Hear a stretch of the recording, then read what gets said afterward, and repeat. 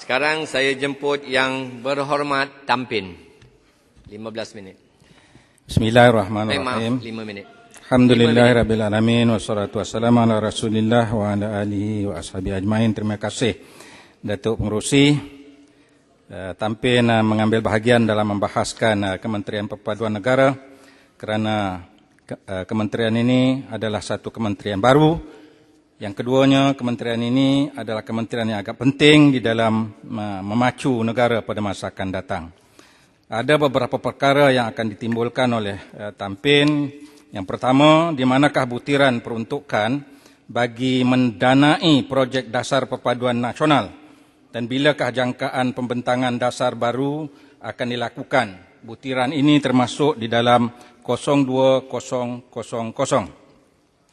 Adakah kerajaan akan mempertimbangkan untuk memperuntukkan dana kepada semua negeri dalam mengangkat agenda perpaduan nasional dalam peringkat negeri masing-masing?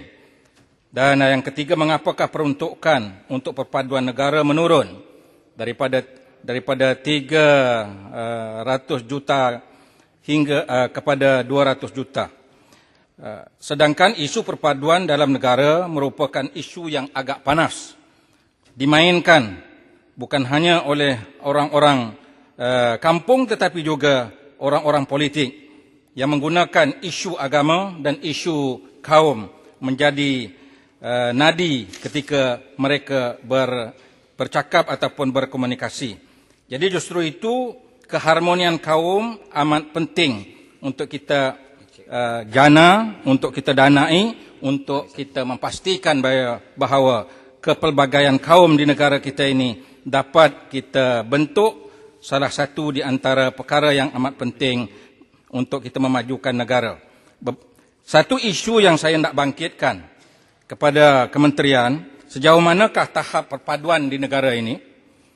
Yang kedua, apakah kementerian berhasrat untuk mewujudkan gagasan besar rupa bangsa Malaysia? Apakah kementerian akan mewujudkan kod etika perpaduan negara?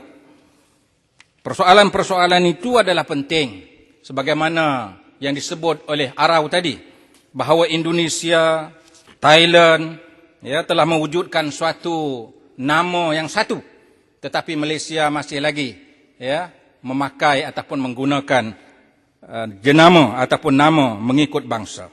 Jadi apakah kementerian akan mewujudkan kod etika perpaduan negara ataupun melakarkan satu gagasan rupa bangsa Malaysia pada masa akan datang?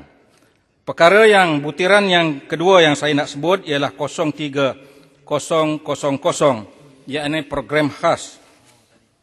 Berapakah kaki tangan kontrak yang akan diserapkan di dalam kementerian ini? Apakah tujuan pengambilan kaki tangan ini dilakukan? Apakah jawatan yang diwujudkan? Dan apakah tugas dan tanggungjawab yang mereka akan lakukan? Butiran 17200, peruntukan yang diberikan ialah 2 juta tentang pusat aktiviti perpaduan negara. Saya ingin bertanya kepada kementerian, berapakah pusat aktiviti perpaduan yang ada di Malaysia? Siapakah yang akan mengendalikan pusat aktiviti perpaduan ini? Apakah bentuk aktiviti yang akan dilaksanakan? Bagaimanakah kementerian boleh memberi jaminan sentimen kaum dan agama tidak menular yang boleh menggugat perpaduan negara? Tampin, boleh celah sikit je? Ledang. Sila. Ya, terima kasih. Terima kasih Tampin.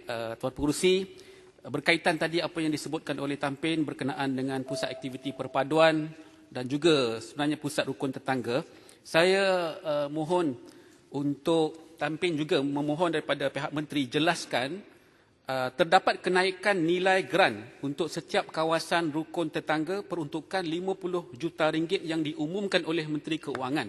Tapi saya tak pasti di manakah butiran itu di dalam Kementerian Perpaduan Negara. Terima kasih. Terima kasih Ledang. Masukkan ucapan Ledang di dalam ucapan saya.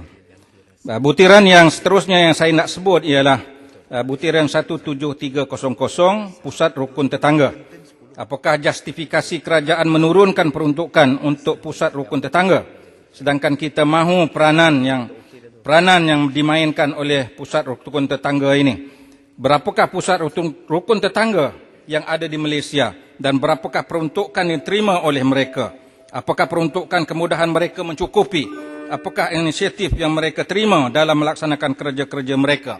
Kita dapati bahawa taman-taman telah begitu banyak wujud di Malaysia.